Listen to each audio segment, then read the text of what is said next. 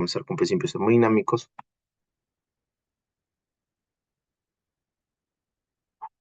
Hay ciertos conceptos que vamos a repasar, como disensibilidad, algunas leyes importantes, compliance, capacitancia, que prácticamente terminan de definir lo que hemos visto un poco, ¿no? Las tasas volumen-presión y que van a poder ser aplicadas, ¿no? En general en la cardiología.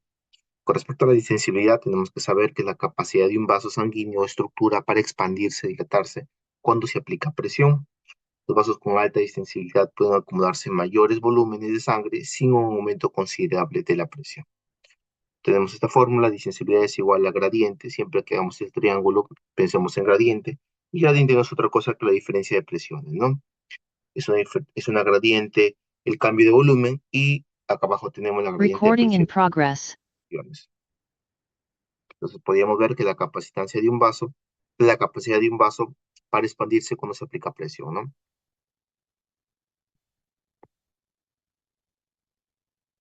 Con respecto a la compliance, se refiere a la facilidad con la que un vaso se expande a medida que se llena de sangre. Los vasos con alta compliance permiten que el corazón se llene con más sangre durante la diástole, relajación, lo que es esencial para la correcta circulación. Como podemos ver acá, disensibilidad hace un poco más referencia a estos incrementos de presiones, ¿no?, que van a generar la posibilidad de que el vaso se pueda expandir cuando se incrementa o se aplica mayor presión, mientras que acá, que es a mayor medida que se puede ir llenando, ¿no? Similar a la disensibilidad, pero es una medida más general y suele aplicarse sobre todo al sistema cardiovascular cuando hablamos de compliance, incluyendo el corazón y los grandes vasos. Luego tenemos la capacitancia, es más relacionada a los vasos sanguíneos que la compliance y puede almacenar grandes volúmenes de sangre sin un aumento significativo de la presión. De la capacidad de un vaso, especialmente las venas, que tienen esta capacidad de poder acumular grandes volúmenes, grandes cantidades de volúmenes, debido a la alta distensibilidad que estas van a tener, ¿no? Esa es la capacitancia. Con respecto a la viscosidad, que es un parámetro que se va a utilizar mucho para hablar de la resistencia, el flujo o de la velocidad que este va a tener, hace referencia a la resistencia que ofrece la sangre al flujo, es decir, a la fricción entre las moléculas de sangre mientras se desplaza por los vasos sanguíneos. Hay algunos factores que van a alterar la viscosidad, como su composición sanguínea. Por ejemplo, solamente en sangre tenemos a mayor glóbulos rojos, glóbulos blancos, tenemos o sea, a una mayor composición, mayor componentes, mayor viscosidad. Lo contrario ocurre con respecto a la temperatura, ¿no? Un fluido a mayor temperatura, pues va disminuyendo su viscosidad. Y pasa lo mismo con la parte contraria, ¿no? Con mayor temperatura tenemos menor viscosidad. Que al contrario, ¿no? Con menor temperatura tenemos mayor viscosidad, ¿no? Y a mayor temperatura tenemos menor viscosidad. Con respecto a la velocidad, lo mismo, ¿no? Tenemos a mayores velocidades, se suele presentar porque la viscosidad ha disminuido, ¿no? La viscosidad es una fuerza que supone el movimiento de las moléculas de un líquido. La ley de Ohm, vamos a revisar algo de 5 o 6 leyes importantes o ecuaciones importantes en cardiología. Con respecto a la ley de Ohm, hace referencia al flujo sanguíneo, que va a ser directamente proporcional al gradiente de presiones o inversamente proporcional a la resistencia vascular. Esta fórmula nos ayuda mucho para hablar acerca de los flujos, ¿no? Los flujos que pueden haber. Eh, Sabemos que el flujo va a ser directamente proporcional a la gradiente de presiones e inversamente proporcional a la resistencia. Esto ya lo hemos visto un poco, ¿no?, en las clases previas, con, por ejemplo, cómo retornaba la sangre de un lugar hacia otro, ¿no?, de la periferia hacia el corazón, netamente ocasionado por la gradiente de presiones, ¿no? A mayor gradiente de presiones, pues genera la dirección del flujo, ¿no? Y la resistencia es un parámetro que va a ir en contra del flujo. Y vamos a ver en las ecuaciones siguientes de qué parámetros va a depender la resistencia de un flujo. ¿Cómo tenemos como aplicación? Esto nos va a permitir entender cómo los cambios en la presión arterial o en la resistencia vascular modifican el gasto cardíaco, ¿no? Eh, y la dirección del flujo también pues, va a ser dependiente muchas veces, o en la gran mayor parte de veces a nivel sistema cardiovascular, se controla la gradiente de presiones.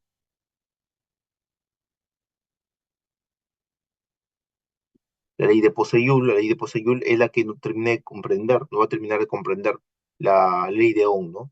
Nosotros teníamos que el flujo es igual a pi por el radio al cuadrado por gradiente de presiones sobre 8 por la viscosidad por la longitud del vaso. Pero esto puede ser expresado por lo que hemos visto previamente, ¿no?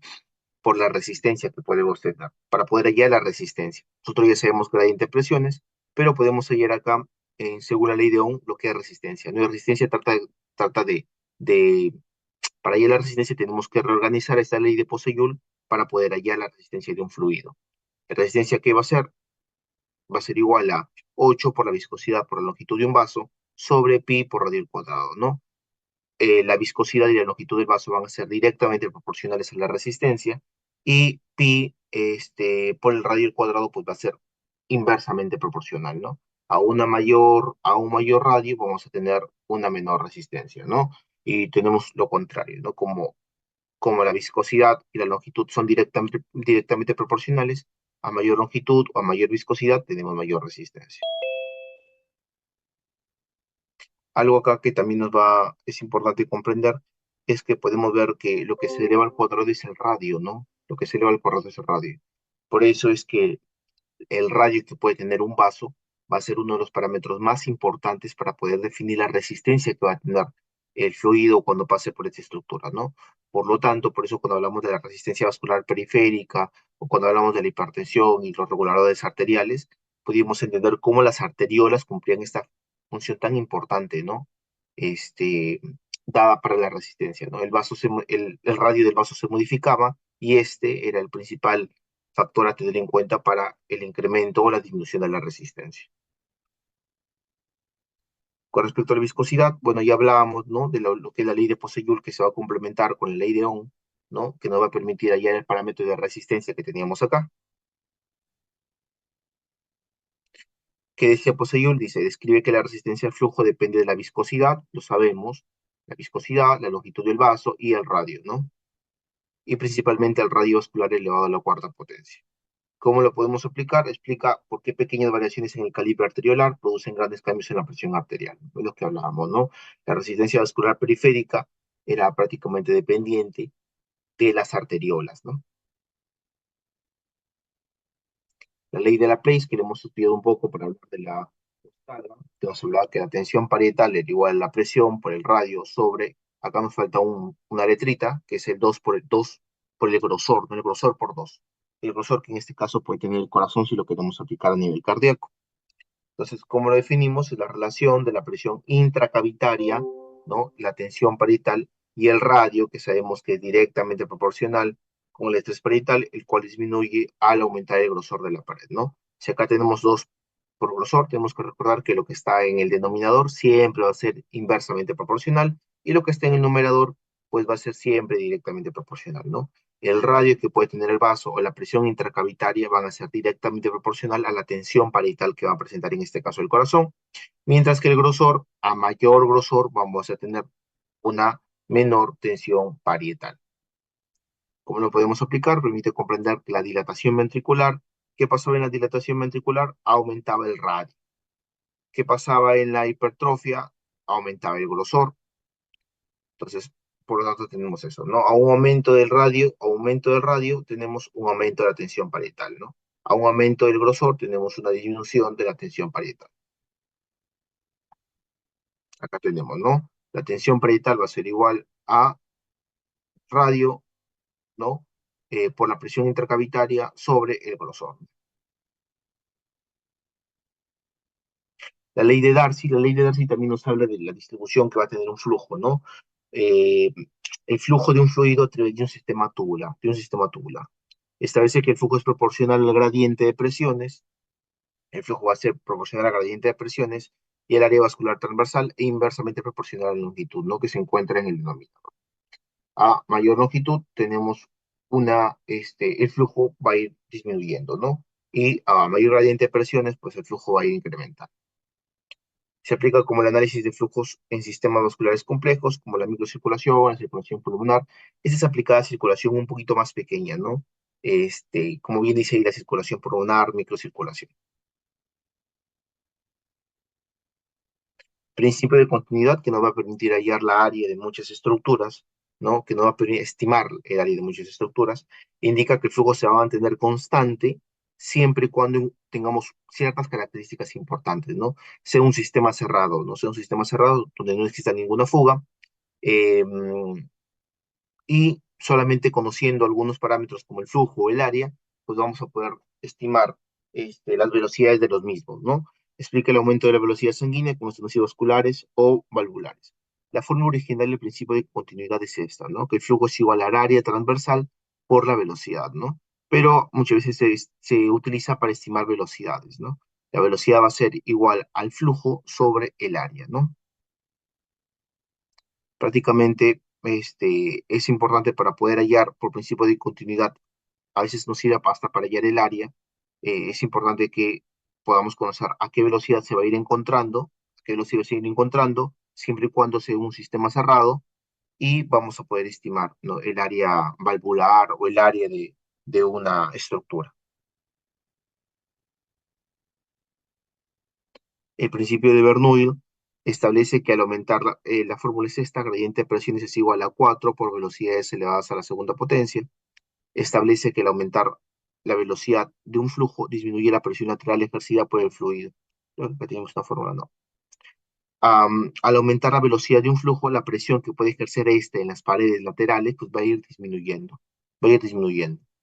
Y nos va a permitir calcular la gradiente de presiones en patologías como estenosis valvular, netamente por ecocardiografía, ¿no? Porque solamente vamos a hallar la velocidad a la cual puede estar yendo, elevamos esta velocidad al cuadrado, lo multiplicamos por 4 y podemos estimar la diferencia de presiones que va a haber en esa estructura, ¿no? La ley de Fick es una fórmula que nos va a poder estimar en la aplicación el gasto cardíaco, sistémico, incluso el pulmonar, ¿no? Permite relacionar el consumo de oxígeno. Estas son fórmulas realmente que no vale la pena porque para el consumo de oxígeno tenemos que saber la hemoglobina, tenemos que saber la capacidad que tiene la hemoglobina para transportar oxígeno, no es el objetivo, solamente recordémosla, pero recordemos que Fick sí nos va a permitir esto, ¿no? Mediante el consumo de oxígeno y la diferencia de arteriovenosa, ¿no? Arterial y venosa, pues nos va a permitir estimar el gasto cardíaco, ¿no? Sistémico como el pulmonar. Es importante recordar que hay diferencias entre un flujo laminar y un flujo turbulento. El flujo laminar es ordenado, eficiente, mientras que el turbulento es desorganizado y genera mayor resistencia. El flujo turbulento se va a asociar con los soplos cardíacos y el aumento del gasto energético al sistema cardiovascular, ¿no? Es lo que hablamos. Al final, realmente, un soplo cardíaco no es otra cosa que la manifestación de un flujo turbulento, ¿no? Sea secundario a alguna modificación en, en el área, ¿no? En este caso, el radio se ha modificado, sea secundario a una alteración por un hiperflujo que pueda haber al tocar las paredes de una estructura, pero no es otra cosa que una turbulencia, ¿no? Que un flujo turbulento, un soplo cardíaco. ¿Hay diferencias entre el flujo laminar y el flujo turbulento? Sí, las principales son las siguientes. El flujo laminar es un flujo que va en paralelo con diversas láminas y que por algunas fórmulas podemos saber que en la parte central va a ir a una mayor velocidad y va a disminuir la presión que va a ejercer esta contra las paredes laterales, ¿no? Mientras que el flujo turbulento es un flujo desorganizado, desordenado, caótico, con mezclas internas, eh, hay un número de Reynolds que es importante para poder, de acuerdo al número de Reynolds, saber la característica del flujo. Con el menos de 2000 suele ser un flujo laminar y con el más de 4000 suele ser un flujo turbulento. El modelo matemático por Gauss-Seidel podemos describir, ¿no? Es un flujo constante central, mientras que el flujo turbulento está descrito por el número de Reynolds en esencia. La energía, en el flujo laminar, el flujo es eficiente y usa la energía de manera estable, mientras que en el turbulento el flujo pierde más energía debido a la turbulencia y la flexión. Con respecto a la estabilidad, es estable y no cambia con el tiempo, mientras que el flujo turbulento es inestable y con fluctuaciones continuas, vórtices formándose y desintegrándose. La transición, el flujo es estable hasta que se alcanza un umbral crítico, mientras que en el turbulento el flujo comienza en forma laminar y puede convertirse en turbulento a medida que aumenta la velocidad o disminuye la viscosidad.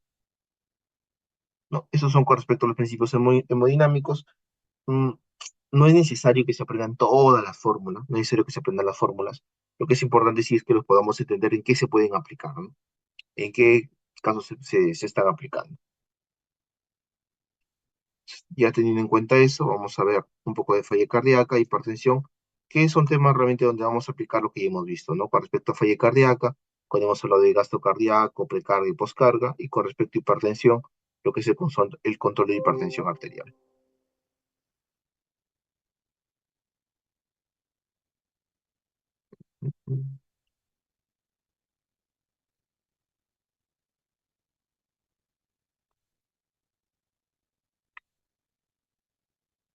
Cuando hablamos de falla cardíaca,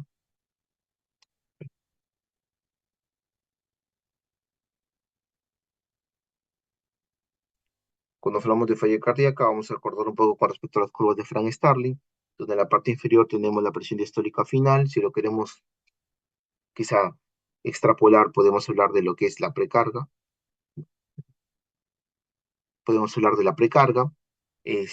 mientras que en la parte, en el eje Y, tenemos lo que es el volumen diastólico, el volumen latido, el gasto cardíaco, el volumen latido por minuto. Entonces, lo que tenemos acá son tres asas, donde la central es la A, ¿no? Que es ante una contractilidad normal, ¿no? Un volumen diastólico final o una precarga constante, tenemos esta asa, ¿no? Esta asa. O tenemos un paciente con un incremento de la contractilidad, si nosotros extrapolamos, por ejemplo, hacemos en la misma línea, ante una precarga similar, un volumen telediastólico final, lo tomamos por ejemplo acá, ante una precarga similar, un volumen diastólico final, tenemos un incremento del gasto cardíaco, ¿no? Un incremento del volumen minuto. ¿Por qué? Secundario netamente al incremento de la contractibilidad, ¿ya? Si nosotros incrementamos el volumen diastólico, la precarga, vamos a tener un mayor gasto cardíaco, hasta que tenemos un límite, ¿no? Donde tenemos que la asa pues se va netamente horizontalizando y ya no crece como venía creciendo acá. Y esto lo podemos basar en la ley de Frank-Starling, ¿no?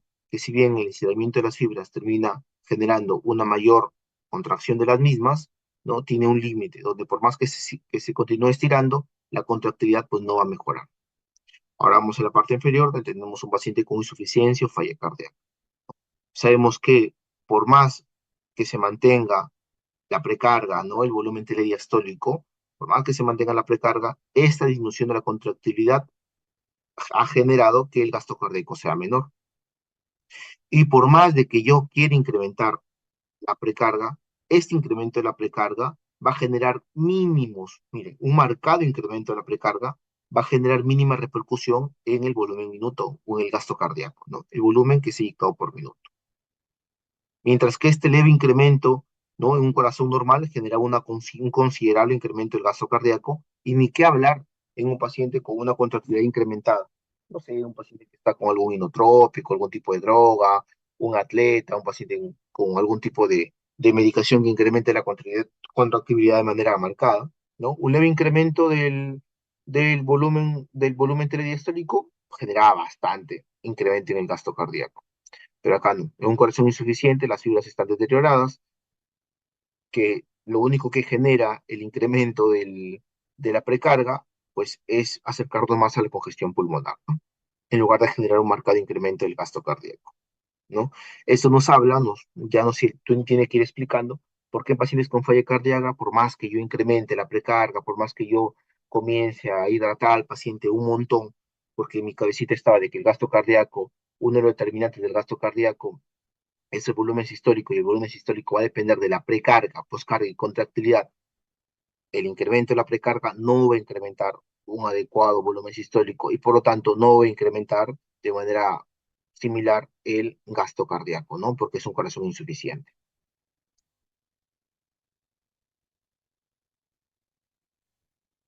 Entonces, estas tasas presión-volumen, que las hemos visto ya en la parte inferior, en la línea X tenemos lo que es el volumen, y presiones tenemos a nivel del eje Y. Vamos a recordar un poquito lo que es el ciclo cardíaco con estas asas. Tenemos en A, inicia lo que es el llenado, hay un incremento sutil de las presiones, pero marcado de los volúmenes. Luego tenemos acá la contracción isovolumétrica, donde cierra la válvula mitral, hay un incremento de presiones, más los volúmenes permanecen constantes, y acá tenemos cuando la presión vence a la presión de la aorta, se abre la válvula aórtica, y algo que es importante recordar es que acá tenemos el volumen telediastólico, ¿no? Este es el volumen telediastólico. Este es el volumen telediastólico, 120, 110 mililitros, ¿no?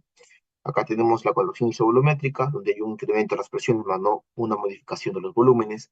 Cuando tenemos que la presión intracavitaria dentro del ventrículo vence la presión de la aorta, se abre la válvula aórtica y tenemos el volumen sistólico, ¿no? El volumen sistólico.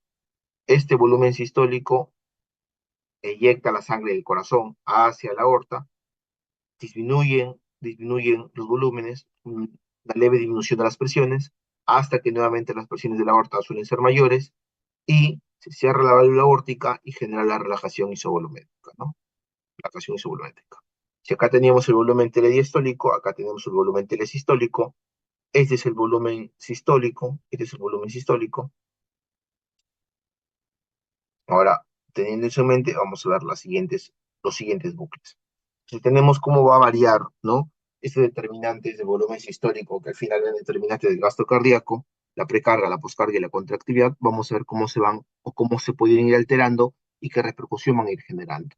En primero tenemos un incremento de la precarga, muy similar a la primera gráfica que hemos visto, presión, volumen, la precarga hace referencia al volumen telediastólico, ¿no? ¿Recuerdan acá? Acá está, volumen, presión diastólica final, lo mismo, ¿no? La presión diastólica final se va a encontrar donde tenemos el volumen telediastólico, ¿no? O volumen diastólico final en el ventrículo izquierdo, o la precarga, ¿no?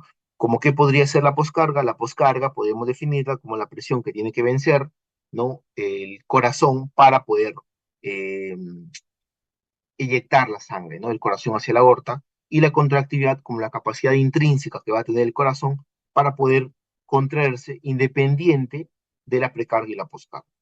Entonces, podemos hablar acá de precarga, podemos hablar acá más o menos de poscarga, porque son las presiones que tiene que vencer el ventrículo para poder inyectar, y acá no tenemos contractilidad, ¿no? La contractilidad casi siempre se suele manifestar como una asa, ¿no?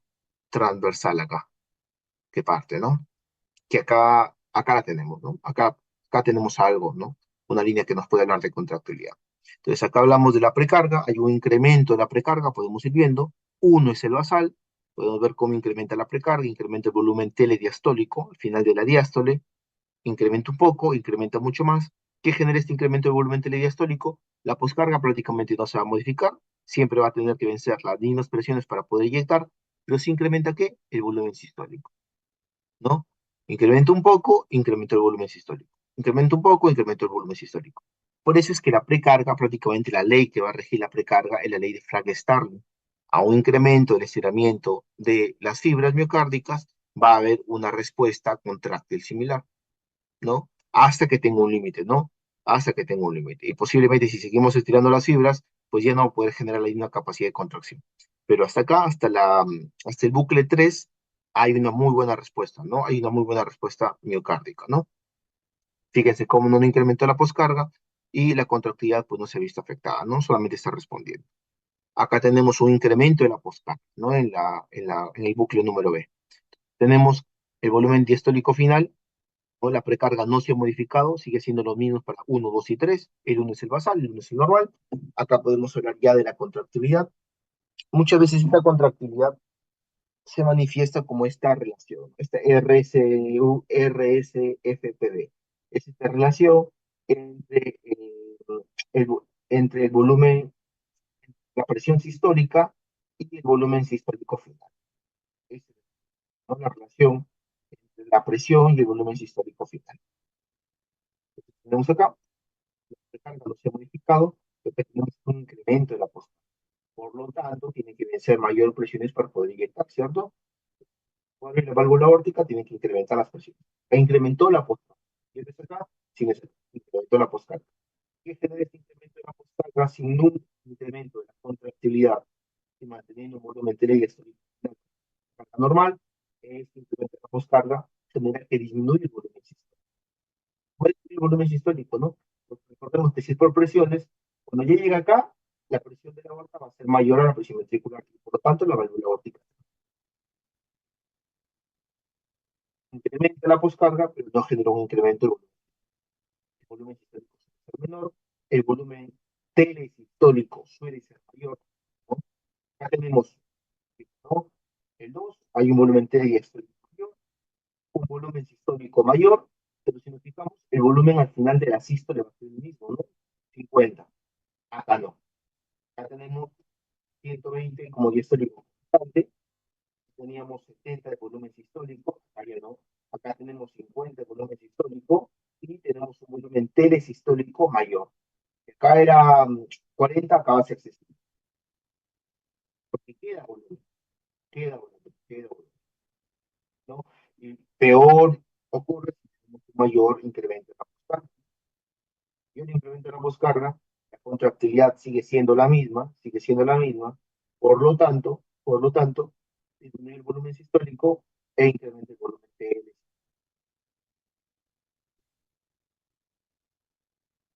Esto es lo inicial, ¿no? ¿Por qué menciono que es lo inicial? Porque hemos visto ya en clases previas del caso cardíaco, cómo hablábamos que la respuesta adaptativa va a ser ¿qué? ¿Cuál va a ser la respuesta adaptativa? Que queda mayor volumen telesistólico y incrementa el volumen telediastólico, ¿no? Y son respuestas complejas, ¿no? Pero para entender la gráfica es carga, poscarga, y aquí se incrementa la contractilidad. Por lo tanto, incrementa, se desvía hacia la izquierda y hacia arriba esta relación volumen, presión sistólica. Esta es la 1 de la basal, esta es la 2 donde se encuentra incrementada la contractilidad, ¿no? Tenemos una precarga constante, el volumen diastólico es el mismo, tenemos una poscarga constante, sigue la misma presión para poder aperturarse la aórtica, pero hay un incremento de la contractilidad. Por lo tanto, se desplaza hacia la izquierda y hacia arriba. Hacia arriba, tenemos que genera una misma telediastólica, hay un incremento del volumen sistólico y una disminución del volumen telediastólico, ¿no? Incrementa más lo que se inyecta y por lo tanto disminuye lo que se queda en el corazón. Al final, ¿qué pasa en falla cardíaca? Pues ya podemos ir infiriendo que puede pasar por lo menos en la sistólica, donde tenemos una disminución, ¿no?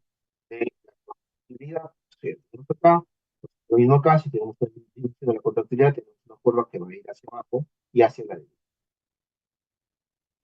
Alteraciones neurohormonales que forman parte de esta disminución. Entonces, volumen latido que vamos a ver en falla cardíaca. ¿Qué pasa si disminuye el volumen latido? Vaciamiento ventricular, hay mayor estrés parietal y activación neurohormonal. Esto genera el vaciamiento, incrementa el volumen diastólico ventricular, genera este incremento de la tensión parietal y activación neurohormonal, hipertrofia miocárdica, aumento de la presión auricular. Este volumen diastólico incrementado por Frank Starling trata de compensar, en un inicio lo puede compensar, pero nosotros sabemos de que Frank Starling tiene su límite, ¿no? Así que puede seguir estirándose las fibras ventriculares, pero no vamos a tener la misma respuesta contráctil. Lo mismo pasa con esta hipertrofia, que en un inicio trata de compensar incrementando la contractilidad para mantener el volumen latido constante, pero suele ser una medida transitoria, ¿no? No logra compensar.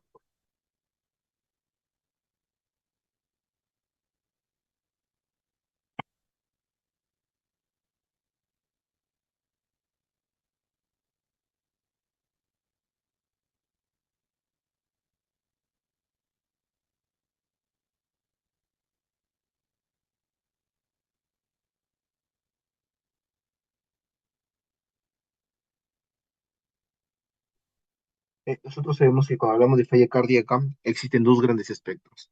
Aquellos que tienen una fracción de eyección disminuida, que va a ser manifestada como una PV menor o igual a 40, y aquellos que tienen una fracción de eyección conservada. La conservada es netamente cuando es mayor o igual a 50. Lo de 41 y 49 se comporta muy similar.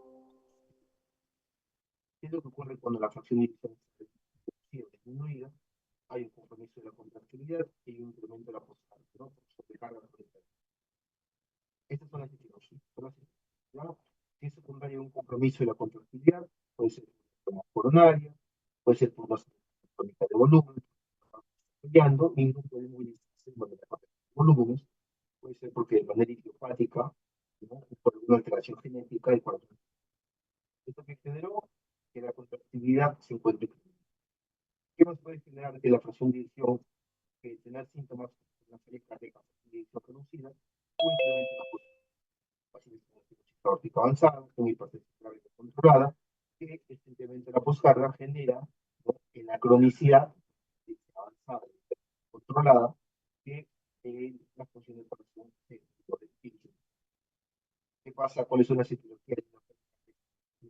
Aprobada, el compromiso del llenado muscular izquierdo, por hipertenso, lo en condiciones no avanzadas, como reciente inicio, el compromiso del llenado se puede hacer pacientes con cardiopatía restrictiva, mucho más rígido, que el llenado, cardíaca, que de la misma manera va a dificultar el llenado, y isquemia miocárdica transición, o taponamiento pericárdico, que van a dificultar el llenado ventricular. Cardíaca, epidemiológicamente sabemos que hay un incremento en los diagnósticos de accidentes. Pues no solamente incrementa el diagnóstico de falla cardíaca, sino que tenemos efectos. Mencioné, Doctor, disculpe, reduce, no se escucha bien. No sé si es que soy yo o también mis compañeros lo escuchan así. No, realmente no se escucha. ahora me escuchan un poco mejor, o igual. ¿Aló? Sí, ahora sí, doctor. Ya. Ahora sí. Parece que se aleja como que se aleja del Ahora, audio o algo. Ahora sí se escucha mejor. ya. Entonces vamos a hablar un poco de falla cardíaca. Tenemos dos grandes espectros de falla cardíaca, la fracción de eyección reducida y la fracción de eyección preservada, ¿no? Falla cardíaca, heart failure, reduced ejection fraction, y heart failure, preserved ejection fraction. La reducida y la preservada. Esto es realmente es netamente como para conocimientos, para conocer algo sobre la patología, porque sabemos que el curso, su objetivo es la fisiopatología, ¿no? Las bases, no tanto conocer lo que es la enfermedad en sí, pero para que podamos entrar un poquito en contexto, ¿no? Vemos cómo era reducida, pues, eh, por debajo de los 2000 tenía un poco más de diagnósticos que la preservada, ¿no? Que la reducida que la preservada, y podemos ver cómo después de los 2000, pues prácticamente la prevalencia de reducida y preservada se han hecho equitativas, ¿no? Muy similares. Lo otro que podemos ver es que en varones casi siempre hay más diagnóstico de reducida, mientras que en mujeres sigue siendo, sigue siendo menor en reducida que en preservada, pero incrementado, ¿no? Su diagnóstico de pacientes con eh, fracción de eyección preservada, ¿no? Falla cardíaca. ¿Esto que se debe? A que en esencia la falla cardíaca con fracción de eyección preservada se debe a patologías como hipertensión, enfermedad coronaria inicialmente, obesidad, diabetes mellitus, que son lo que hemos visto acá, ¿no? Hipertrofia ventricular izquierda, secundaria a su hipertensión, fibrosis miocárdica secundaria a cardiopatía isquémica, miocardiopatía restrictivas, isquemia miocárdica transitoria, ¿no? Enfermedad coronaria inicial, ¿no? Que suelen ser las causas de la falla cardíaca con fracción de eyección preservada. Lo mismo ocurre acá, ¿no? Vemos que hay más mujeres, cada vez hay más mujeres con falla cardíaca, fracción de eyección preservada. Diagnóstico universal de falla cardíaca, que hace referencia a un paciente que tiene signos y síntomas asociados a falla cardíaca, o sea, causados por una alteración estructural y o funcional, ¿no? No necesariamente tiene que haber alguna estructura mal, alguna válvula mal, alguna pared del corazón que se está moviendo mal o dilatación de alguna pared, ¿no? Sino que funcionalmente puede verse, puede estar la alteración, ¿no? Está mal a nivel de llenado, que es lo que vamos a ver sobre todo en pacientes con falla cardíaca preservada, ¿no? Que el llenado es el que se encuentra alterado. Y tiene que correlacionarse o tiene que tener que elevación de péptidos natriuréticos, que vamos a ver más adelante, que es una respuesta positiva que tiene el corazón, ¿no? Ante este incremento de volúmenes o la congestión cardíaca, ¿no? Pulmonar. Ambos nos dan falla cardíaca, ¿no? Signos y síntomas causados por alguna alteración estructural y funcional, y una de estas dos, la elevación de péptidos natriuréticos o la evidencia objetiva de congestión, ¿no? Signos o síntomas asociados a congestión. Ambos nos dan falla cardíaca. Como definición, falla cardíaca es un síndrome clínico que está caracterizado ¿por qué? Por congestión. Siempre tiene que haber congestión pulmonar y o sistémica. Secundaria, alguna alteración estructural y o funcional. Generalidades: la falla cardíaca es la incapacidad para mantener el gasto cardíaco adecuado a las demandas, puede derivar de anomalías cardiovasculares diversas, hay mecanismos compensatorios, estos mecanismos compensatorios van a generar, si bien buscan en un inicio controlar, ¿no? Incrementar el gasto cardíaco, al final van a ser los que nos van a terminar generando los síntomas. La fracción de eyección normal es de 50% a más, ¿no? 55, 65 es una fracción de eyección conservada. Hay remodelado ventricular, que está caracterizado por la hipertrofia, dilatación y la fibrosis miocárdica, ¿no? Cuando pensemos en causas asociadas a la falla cardíaca, tenemos que recordar este acrónimo, ¿no? HIVA. H por hipertensión, I por isquemia, V por valvulopatías y A diarrea. Son las cuatro principales causas o etiologías de falla cardíaca. La clasificación de la falla cardíaca según la fracción de eyección, la FEI, fracción de eyección del ventrículo izquierdo, viene así. La reducida con 40 o menos. La levemente reducida queda de 41 a 49 y, bueno, acá está la mejorada, ¿no? Pero tenemos la preservada que es de 50 a más. Y esta es la mejorada. Es aquel paciente que tiene una falla cardíaca con menos de 40, 40 o menos, y que en el seguimiento está mejorado, ¿no? Con la medicación, con todas las posibles terapias para este paciente, ha mejorado la función del corazón, ¿no? Estuvo en menos de 40, ahora está en más de 40. Son estas cuatro. Estos bucles son claves para poder entender la fisiopatología de la falla cardíaca. Recordemos que cuando hablamos del volumen telediastólico, ¿no? Podemos hablar de la precarga. Cuando hablamos de la presión que tiene que vencer el ventrículo para poder inyectar la sangre, hablamos de la poscarga. Y esta línea, pues, hace referencia a esta relación, ¿no? Presión, volumen al final de la sístole, que hace referencia a la contractilidad, a la contractilidad. Por lo tanto, podemos ver lo que pasa en una falla cardíaca con fracción de eyección reducida y una falla cardíaca con fracción de eyección preservada. ¿Qué pasa en la falla cardíaca con fracción de eyección reducida? La contractilidad se ha deteriorado. Y por lo tanto, ¿recuerdan qué pasaba cuando estaba una contractilidad incrementada? Cuando incrementaba, se desplazaba hacia la izquierda y hacia arriba. Y cuando estaba deteriorada o disminuida, se desplazaba hacia la derecha y hacia abajo. Como la contractilidad ha disminuido, tenemos una disminución, ¿no? Del volumen minuto, ¿no? Vamos a verlo acá, vamos a arrancar acá. Vamos a arrancar acá. Lo primero que tenemos es que el volumen al final de la sístole ha disminuido, ¿cierto? Disminuyó la contractividad, ha incrementado, disculpen, el volumen al final de la sístole. Antes quedaba 40, ahora queda 50, 60 mililitros. Ha incrementado el volumen telesistólico. Las presiones van a descender. ¿Qué genera esto? Este incremento del volumen telesistólico que ante un volumen diastólico, un volumen de llenado normal, como ha quedado un poco ya de volumen, ha quedado más volumen del habitual, va a incrementar también el volumen telediastólico. Va a incrementar el volumen telediastólico. Muchas veces este incremento del volumen telediastólico trata de generar por Frank Starling cierto mecanismo compensatorio para mantener el mismo volumen sistólico, ¿no? Si acá teníamos un volumen sistólico en la línea negra continua de 70, este incremento del volumen telediastólico como respuesta al incremento del volumen telesistólico, incrementar el volumen telesistólico, incrementar el volumen telediastólico, trataba de generar un volumen sistólico similar, ¿no? Un volumen sistólico similar. Pero podemos ver que no es el mismo, podemos ver que no es el mismo, ¿no? Al final se termina perpetuando un bucle donde tenemos un incremento del volumen telesistólico, hay mayor llenado ventricular, este mayor llenado ventricular va a tener un límite por Frank Starling, donde el estiramiento de las fibras no va a poder generar una misma capacidad contráctil, ¿no? Una misma respuesta contráctil. Mientras que en pacientes con falla cardíaca preservada podemos ver que la contractilidad no se ha modificado, la poscarga se mantiene prácticamente constante.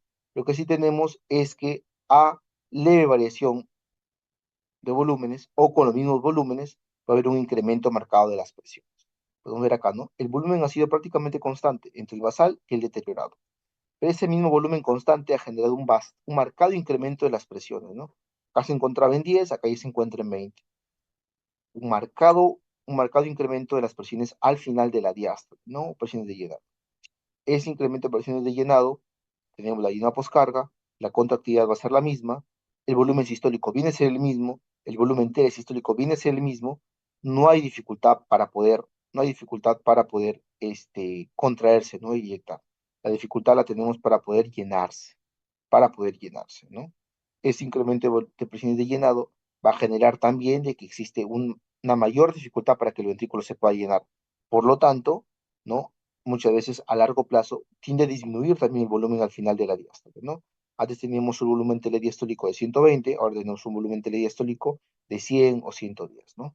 100 o 110, ¿no? ¿Qué diferencia hay, no? Acá hay la contractilidad ha disminuido, mientras que acá lo que ha generado es la dificultad para poder llenar el ventrículo. Entonces, pacientes con falla cardíaca febrile reducida, tenemos los principales cambios. Hay remodelado cardíaco, cambios estructurales y fibrosis que empeoran la función del corazón. Hay fibrosis, aumenta el riesgo de arritmias y hospitalizaciones. Hay disfunción endotelial, reducida perfusión coronaria pese a no haber obstrucción significativa y congestión pulmonar, ¿no? El ventrículo se encuentra rígido, ¿no? Que va a dificultar el llenado y contribuye a la congestión. Esto es, ¿no? La consecuencia de la disminución de la contractilidad. Disminuyó la contracción, hay mayor rigidez para el llenado y se va a generar la mayor congestión. ¿Por qué? Por todo lo que ha sucedido previamente. Porque el corazón se ha remodelado, porque ha incrementado la fibrosis, porque hay disfunción endotelial que va a generar un círculo vicioso con esto, ¿no? Pues acá tenemos disfunción ventricular sistólica, que es una manera como se llamaba antiguamente, ¿no? Antes se decía que había falla cardíaca sistólica y diastólica, ¿no? Por esto, ¿no? Acá fallaba la sístole y acá fallaba la diástole. Ahora no la llevamos así, no la llevamos así, porque va más allá de que falle solamente la sístole. Podemos ver acá, acá no solamente termina fallando la sístole, sino que el llenado se termina deteriorando, y acá no solamente falla el llenado, sino también que el volumen sistólico termina siendo menor. Entonces no solamente es sistólico o diastólico, ¿no? Se prefiere llamar así, se debería llamar así, como falla con febrile reducida o con febrile preservada. Cuando hay una falla cardíaca con fracción de eyección reducida, ¿qué es lo que ocurre? Las etiologías pueden ser las siguientes: un infarto miocárdico extenso que dificulta la contractilidad, insuficiencia mitral o aórtica significativas, hipertensión avanzada, ¿no? Un paciente que era hipertenso, que primero se hipertrofió, pero que ahora ya se ha dilatado, y alguna miocardiopatía dilatada, ¿no? ¿Qué va a generar esto? Una sobrecarga hemodinámica. Volumen, presiones, que ya las hemos visto, ¿no? Hay un incremento de la presión intraventricular, muchas veces, ¿por qué? Porque el volumen telesistólico, pues, se encuentra incrementado, este genera como respuesta, un mayor volumen telediastólico, con un incremento en la presión de llenado también. Estaba acá, ahora está acá, ¿no? Secundario que a la disminución de la contractibilidad. Esta disminución de la contractibilidad genera una disfunción sistólica marcada, que disminuye el volumen minuto, que es el volumen sistólico. Esto que genera como respuesta compensatoria un incremento de la actividad simpática, que genera esta disminución del volumen minuto, va a generar una disminución del volumen renal, y esta disminución del volumen minuto, de la misma manera, como respuesta compensatoria, va a generar un incremento de la arginina vasopresiva. Todo que va a generar retención hídrica y de sodio. Buscando incrementar el volumen plasmático, esto al final que va a generar la congestión periférica y pulmonar. Podemos ver, ¿no? Cómo las respuestas compensatorias terminan generando los síntomas. ¿Qué pasa en los pacientes con falla cardíaca, fracción de eyección preservada? Ya mencionamos, ¿no? Que cuando hablamos de la fracción de eyección había cuatro espectros. En esencia tres: reducida, la levemente reducida y la preservada. Esta es la mejorada, ¿no?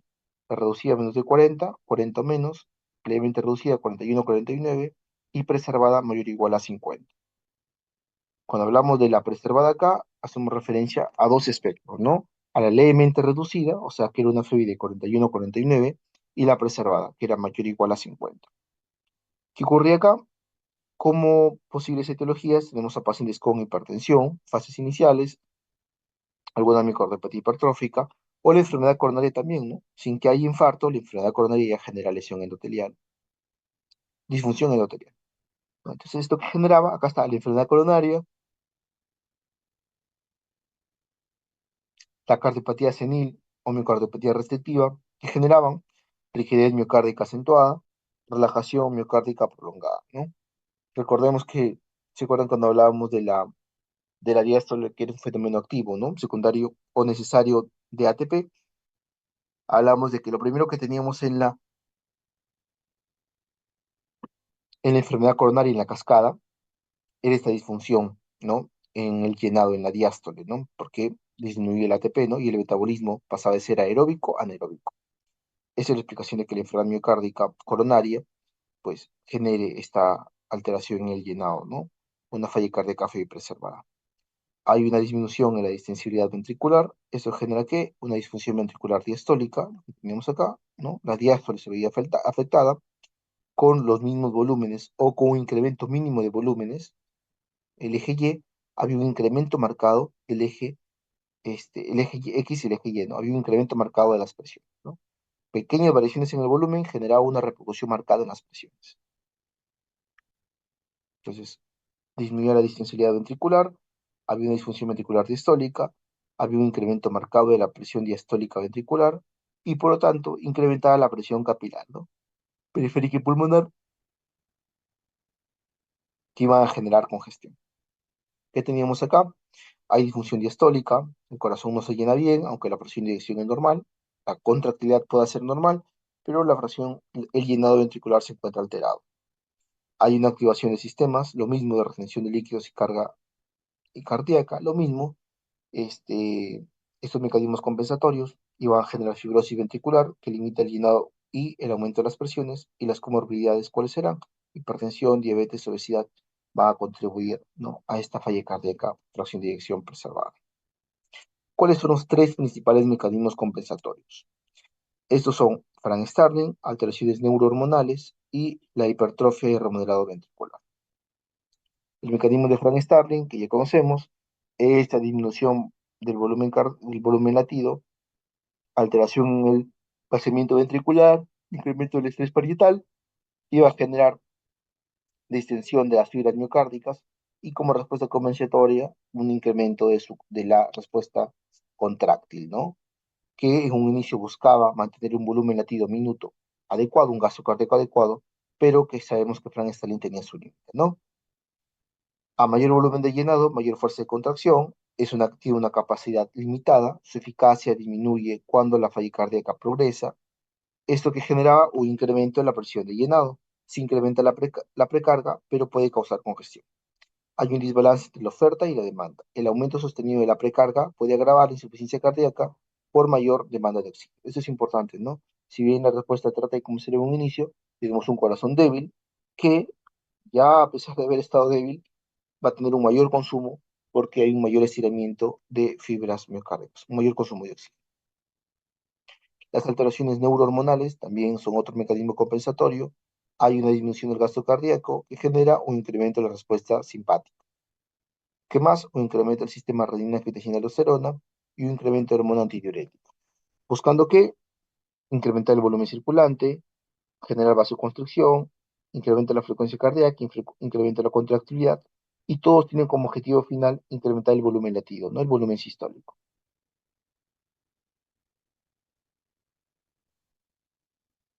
Hay algunas hormonas que se van a incrementar en pacientes con falla cardíaca, la norepinefrina, la renina, la hormona antidiurética, se van a elevar por 8 por 10 en pacientes con falla cardíaca, buscando compensar, ¿no?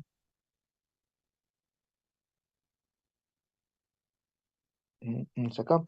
Bueno, me gustaría ir avanzando un poquito mencionándoles algo, que el principal mecanismo, muchas veces compensatorio, ¿no?, inicial en pacientes con falla cardíaca, es esta parte neurohormonal, ¿no? La parte neurohormonal. Y es este mismo sistema neurohormonal mediado por angiotensina aldosterona que va a generar la fibrosis miocárdica, ¿no? La fibrosis miocárdica, esta mayor rigidez en el corazón, pues va a generar por estos receptores de angiotensina AT1, ¿no? Los AT1, que son los receptores de angiotensina tipo 1, que es por esta cascada, ¿no? Por este sistema, renina, angiotensina, aldosterona.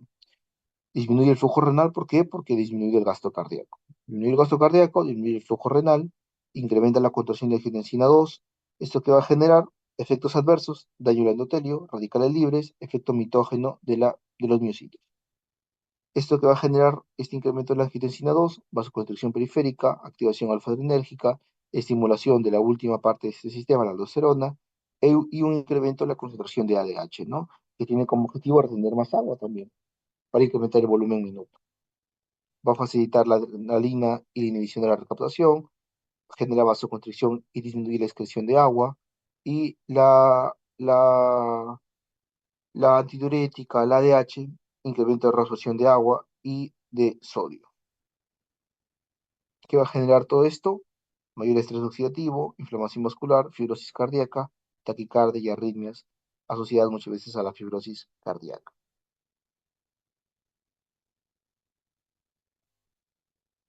Hay una estimulación adrenérgica anómala, hay una disminución del gasto cardíaco, se estimulan los alfa y beta adrenérgicos. Recordemos que con el tiempo también va a ocurrir una desensibilización de los receptores, ¿no? Si bien la respuesta hormonal es bastante buena en un inicio, ocurren dos cosas, ¿no? Uno, que genera estos efectos deleterios en el corazón, y segundo, que va a haber una desensibilización de los receptores a las mismas hormonas, ¿no? Esta estimulación adrenérgica que va a generar taquicardia, que busca incrementar, ¿no? El volumen sistólico, pero que a la par también disminuye la diástole, ¿no? Disminuye la diástole e incrementa el volumen, el consumo de oxígeno, ¿no? Por lo tanto, contribuye a la isquemia y daño a los miocitos. ¿Qué más generaba este tipo de estimulación adrenérgica? Arritmias que puede generar muerte súbita. ¿Por qué también en la muerte súbita? Porque estas arritmias ocurren en el contexto de un corazón que se encuentra fibrosado, ¿no? Por la fibrosis que va a generar esta respuesta neurohormonal. Hay vasoconstricción también, sobre todo por los alfas, genera incremento de la resistencia vascular sistémica. Esto busca que por gradientes generar un mayor aporte tisular, pero que sabemos que también va a generar una disminución del aporte miocárdico de oxígeno, ¿no? Por la vasoconstricción distal.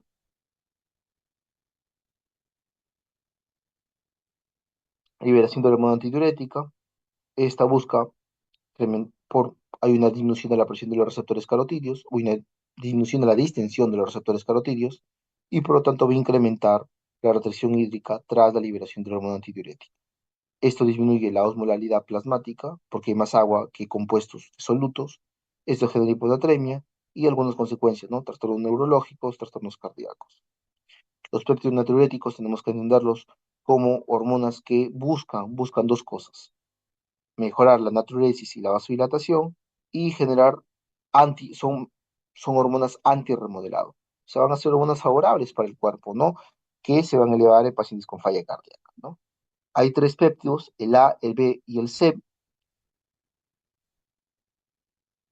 El C sobre todo producido a nivel de los vasos, corazón y vasos. El A y el B producido en las aurículas, el B producido en los ventrículos, que se van a elevar cuando haya distensión de las mismas, ¿no? Hay una distensión por volúmenes o presiones en la aurícula o en los ventrículos y se comienzan a liberar estos péptidos natriuréticos. Tienen efectos dependiendo del guanilato. El guanilato ciclasa A, ¿no? Natriuresis y vasodilatación, y el guanilato ciclata B, un efecto antifibrótico, ¿no? Antirremodelado. Entonces tenemos que el A y el B, por guanilato ciclasa A, tenemos efecto vascular y renal, vasodilatación y natriuresis. Mientras que con el péptido natriurético C, por efecto vascular, por la guanilato ciclasa B, tiene un efecto sobre todo antirremodelado. Todos estos son efectos protectores. Por eso, en pacientes con falla cardíaca, no tratamos de reducir los niveles de péptidos natriuréticos, ¿no? No los reducimos porque sabemos que es una respuesta que busca mejorar el remodelado y el volumen sanguíneo circulante. Hipertrofia y remodelación ventricular es el tercer mecanismo compensatorio. Son mecanismos de adaptación, pero fallidos. La hipertrofia inicial va a empeorar la función cardíaca. Hay fibrosis y rigidez, dificultad la contracción ventricular, la disfunción, afecta el llenado y la relajación ventricular, hay arritmias, aumenta el riesgo de arritmias ventriculares y un ciclo vicioso, ¿no? Empeora la falla cardíaca y acelera su progresión. Esto es lo que suele ocurrir en pacientes con falla cardíaca, fracción de eyección reducida y preservada, ¿no? El volumen telediastólico, obviamente, en la reducida puede estar normal o incrementarse, ¿no? Porque incrementa el volumen telesistólico. Queda mayor volumen al final de la sístole y por lo tanto, ante un llenado normal, pues va a haber el llenado normal más el volumen sistólico que ha quedado. Así que puede ser normal o incluso incrementar. Mientras que en pacientes con falla cardíaca fracción de eyección preservada, no suele haber incremento del volumen telediastólico. Lo que hay un incremento es del volumen de la presión telediastólica. Volumen sistólico final, pues va a ser normal o incrementado, acá va a ser normal. La masa puede ser normal o en caso de insuficiencia cardíaca aguda, incrementarse. Acá puede ser normal o incrementada. La geometría suele ser excéntrica, normal o concéntrica. La formación, acá algo que vale la pena recordar acá. En pacientes con falla cardíaca, fracción de eyección reducida, la contractibilidad se encuentra alterada, ¿no? Menor elastancia sistólica y el acortamiento del estrés ya se ha reducido. Mientras que acá puede ser normal o parcialmente reducida, ¿no? Vemos acá, la tele diastólica va a incrementar en ambas, ¿no? Porque el llenado se va a modificar incluso en pacientes con falla cardíaca recién edición reducida. La rigidez de la cámara suele ser mayor cuando la recién edición es preservada que en reducida. La rigidez miocárdica suele ser normal o incrementada. ¿Incrementada por qué? Por todos estos mecanismos compensatorios, ¿no? Hormonales, muchas veces, muchos de ellos, que van a generar mayor fibrosis en el corazón. ¿Cuáles son los factores precipitantes para que el paciente pueda presentar falla cardíaca? No los etiológicos, porque los etiológicos somos como se ve en un inicio, hipertensión, isquemia, valvulopatías, arritmias. Yo puedo ser un paciente hipertenso que pueda tener cambios asociados a la hipertensión que pueden generarme falla cardíaca, pero recordemos que falla cardíaca es un síndrome clínico, ¿no? Entonces es un diagnóstico clínico que tiene signos y síntomas. ¿Qué puede precipitar para que se exacerbe esta falla cardíaca? La fiebre, la anemia, la infección, insuficiencia renal, algo que incremente la poscarga, una hipertensión no controlada, un incremento súbito de la presión arterial puede generar falla cardíaca, la embolia pulmonar, un incremento de la poscarga del ventrículo derecho, algunos medicamentos o factores que alteren la contractibilidad, fármacos, infartos, consumo excesivo de alcohol, puede exacerbar, incrementar la poscarga. La contractibilidad modifica la contractibilidad y generar los síntomas de la falla cardíaca. Listo, ahora vamos a pasar a ver lo que es hipertensión. Es mucho más cortita hipertensión porque trata de explicar lo que ya hemos visto de la regulación en la presión arterial.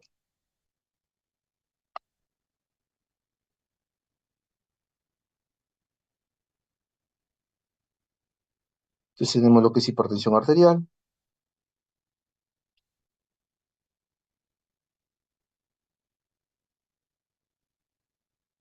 Muy bien. Una de las patologías donde mayor valor tiene la lesión endotelial es la hipertensión, ¿no? Si bien la lesión endotelial tiene efecto en lo que es la enfermedad coronaria, para que no ocurra una correcta vasodilatación, ¿no? Para que no ocurra un equilibrio entre la los fenómenos trombóticos y antitrombóticos. En hipertensión tenemos marcada la alterada, marcada lesión endotelial, ¿no?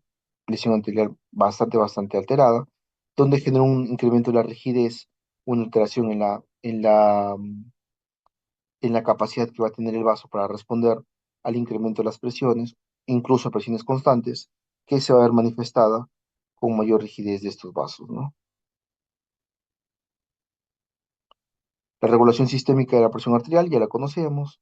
Gasto cardíaco, resistencia periférica, o el gasto cardíaco, la frecuencia cardíaca trata de regularlo, incremento de las catecolaminas, una disminución en contra, un incremento de las catecolaminas. ¿Por qué? Porque generaba mayor frecuencia cardíaca, mayor gasto cardíaco, mayor presión arterial. A la baja tenemos una menor respuesta del sistema nervioso simpático, ¿no? Disminuir la frecuencia cardíaca, disminuir el gasto cardíaco, disminuir la presión arterial, ¿no? Lo mismo pasa con el volumen latido, ¿no? En contra teníamos un incremento de las catecolaminas, mayor respuesta simpática, mayor respuesta de las catecolaminas, mayor contractibilidad, mayor volumen minuto, mayor gasto cardíaco, mayor presión arterial, ¿no? Lo mismo pasa con el retorno venoso. Mayor retorno venoso, mayor volumen minuto, mayor gasto cardíaco, mayor presión arterial. Y lo mismo en contra, ¿no?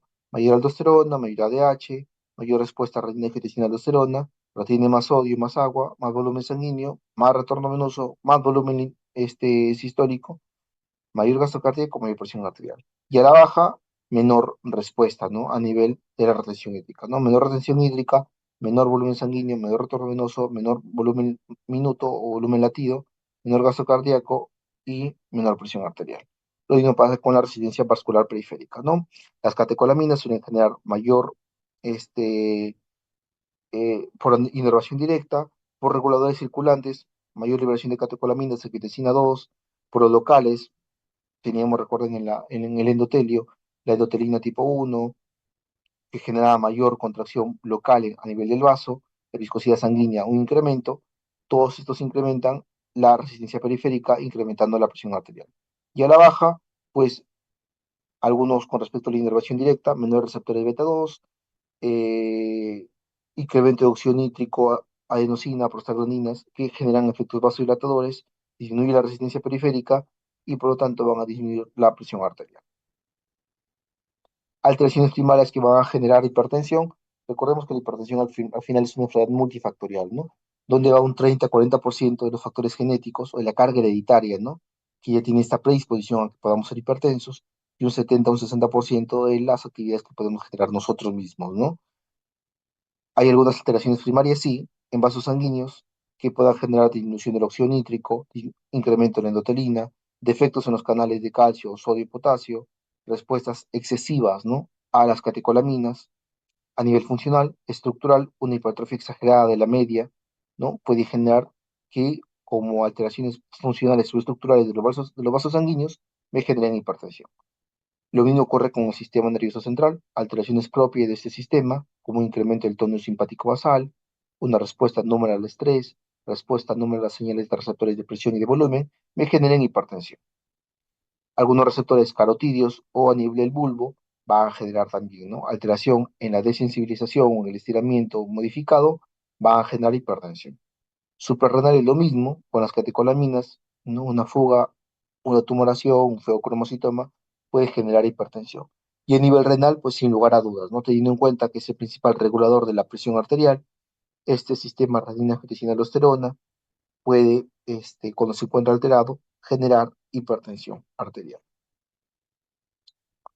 Como generalidades, sabemos que la definición de hipertensión es arbitraria, pero que tiene que cumplir los siguientes parámetros: una sistólica mayor o igual a 40, 140, y una diastólica mayor o igual a 90. Una de las dos o ambas. La mayoría de la población presenta valores de presión arterial sistólica más de 130 y diastólica más de 85. Dependiendo de bajo qué definición utilicemos, hay algunas escuelas como la americana que habla de hipertensión a partir de 130-80, ¿no? Pero lo estándar, la europea y lo estándar, lo que siempre solemos aplicar, es que para hablar de hipertensión hablamos de una sistólica mayor o igual a 140 y una diastólica mayor o igual a 90.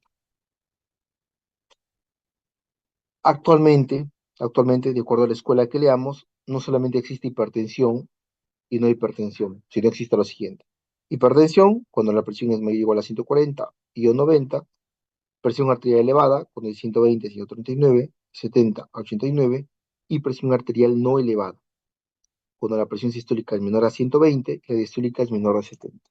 Ya no solemos hablar de presión arterial normal, ¿no? Porque como la presión arterial es un parámetro tan dinámico, que la toma de presión en este momento ahora puede ser la mía acá, y en cuestión de minutos o horas puede encontrarse acá. ¿Y qué pasó si me dijeron que mi presión era normal, ¿no? Entonces, ya no hablamos de presión normal, solamente hablamos de no elevada, de elevada o de hipertensión. Estos parámetros no los recordemos porque es en referencia al AMPA, que es la presión, que es el monitoreo que el paciente se hace en casa solo, al MAPA, que es un monitoreo automático, ¿no?, con un brazalete de la presión arterial. No vale la pena que recordemos, no recordemos estas, la parte de arriba, la fila de arriba. Hay hipertensión esencial e hipertensión secundaria. La hipertensión esencial es como, también conocida como hipertensión primaria. Está ocasionada ¿por qué? Por una alteración en esta respuesta compensatoria, ¿no?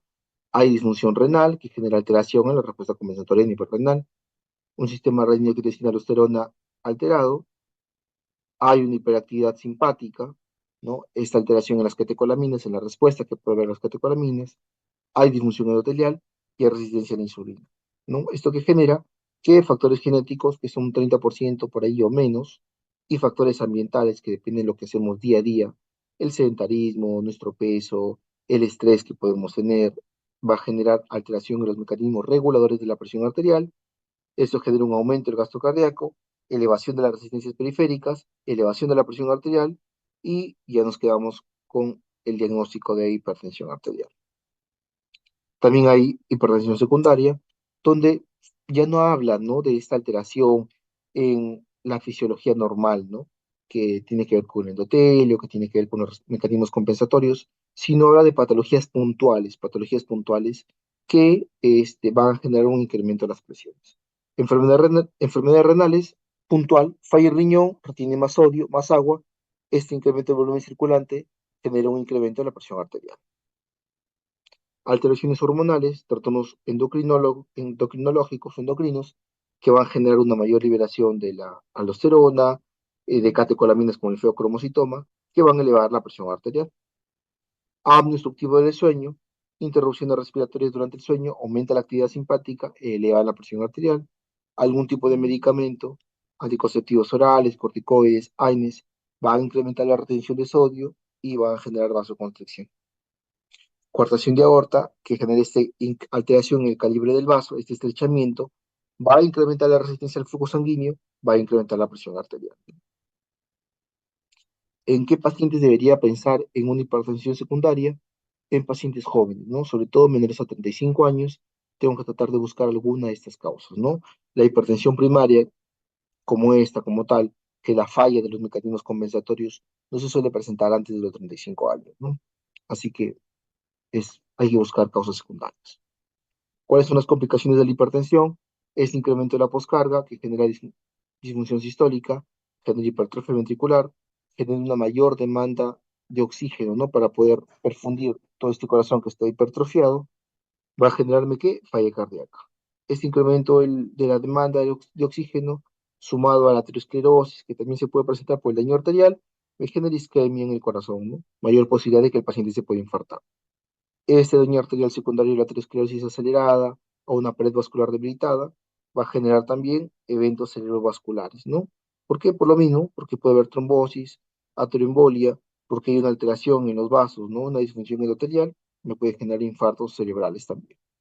Lo mismo, esta pared vascular debilitada va a generar nefroesclerosis o insuficiencia renal, ¿no? Por el daño renal, va a generar a nivel oftálmico retinopatías, en la cabecita hemorragias cerebrales o infartos cerebrales, y a nivel de la aorta, aneurisma o disección de aorta. Daño en el órgano, bueno, ya lo sabemos, ya lo hemos conversado ahorita, ¿no? Corazón, hipertrofia, isquemia, falla cardíaca, a nivel cerebral, infarto vascular, a nivel de aorta, disección de aorta, ¿no? Aterosclerosis, de lo mismo de vasos grandes, a nivel renal, insuficiencia renal, y a nivel de la retina, infartos retinales o retinopatía, ¿no? Porque el endotelio se encuentra alterado. Listo, muchachos, eso sería todo. Nuestras tres clases. El examen, este domingo la escuela no pudo, definitivamente no pudo. Y si yo iba, no podíamos a quién dejarle las fichas de los exámenes, así que va a ser más problema. Hablé con Wendell, me dijo que creo que 19 y 20 tienen exámenes, ya sea de teóricos o sustitutorios. Creo que el 21 había un espacio, ¿cierto?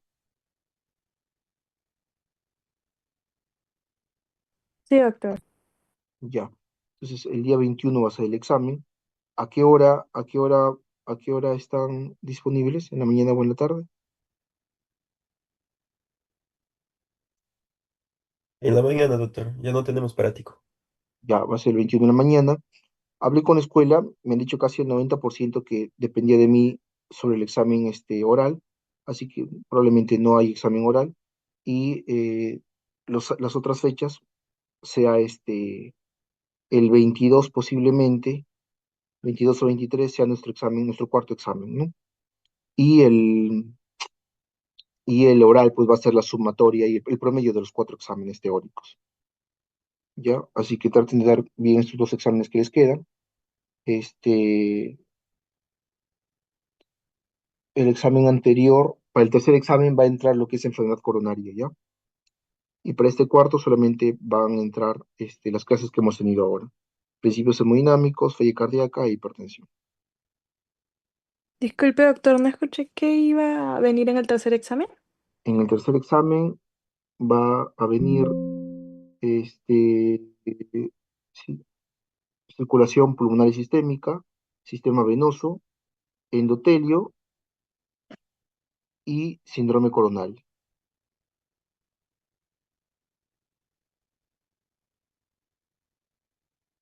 ¿ya? Y para el Doctor, cuarto examen, entonces, ¿cuándo va a ser ¿cómo? el tercer examen? El 21. El tercer examen va a ser el 21,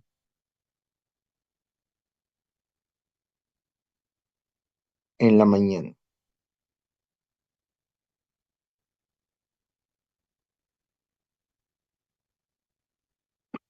Y en el cuarto examen van a ingresar los tres temas que hemos visto hoy, las tres diapositivas que hemos enviado hoy.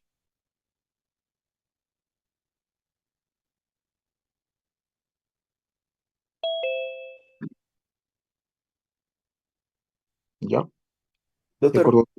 Dime, Wendell. El tercer examen no es acumulativo, ¿verdad? No, porque son muchos temas. No, ninguno de mis exámenes van a ser acumulativos. Ah, ok, doctor, muchas gracias. Ya, para que no se estrese. Y el oral, pues va a ser el promedio de los 4 exámenes, así que traten de dar bien sus exámenes. Ya, ya muchachos, que le vaya muy bien. Buen domingo. Hasta luego.